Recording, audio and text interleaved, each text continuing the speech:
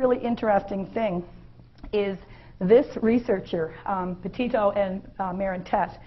This is a really, really important study.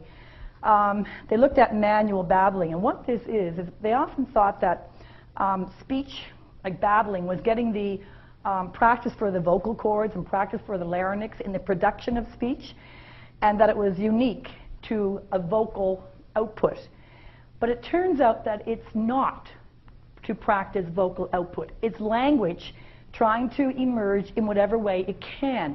So what they have found is that children who are unable to speak or unable to hear are able to babble. They babble in sign. So what happens is they are learning sign language from their parents, and I don't know sign language, let's say a full sign is like this, right? What the child will do is part of it. So it's analogous to a little piece of a word when they babble in vocally.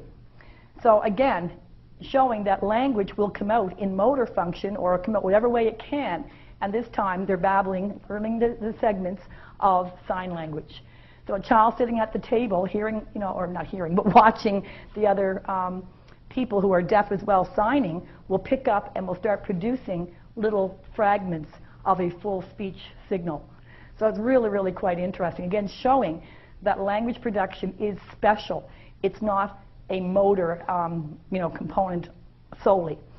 So I have a clip here of this study. Now this is at McGill, and what she did was she has her research assistant with her, and they are recording deaf children and hearing children. And what this graph is showing is if they actually were manual babbling. Is it really talking or I should say, babbling in sign?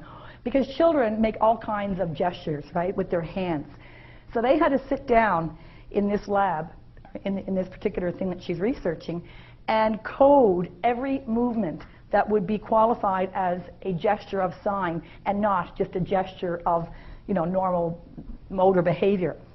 So what they did was they coded all these behaviors, and in order for it to qualify as a manual babble, it had to be a certain syllable in sign language, and it had to occur more often than basic gestures.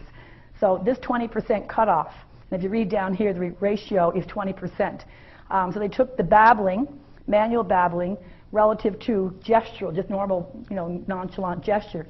And if the frequency was higher than just the gestures by 20%, then they would qualify as manual babbling. So up here you can see the deaf children in these two lines clearly are manual babbling. Down here the hearing children, not so much. It's just basic gestures of reaching or doing things that aren't related to sign. So that's the setup for this. So I'm going to see if I can put this on. The volume, I don't know what's going to happen, but we'll see.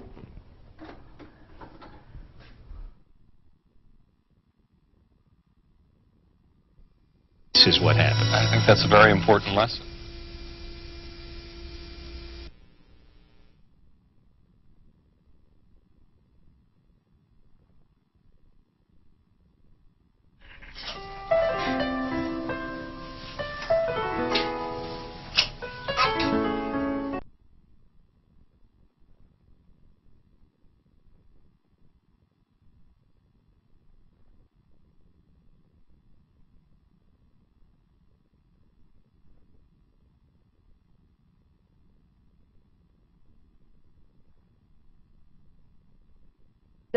The child can learn both languages, whether it's sign or English, French, it doesn't matter, they'll pick up both, and in this case, babble in both as well. So that was kind of interesting, you actually babble in sign language.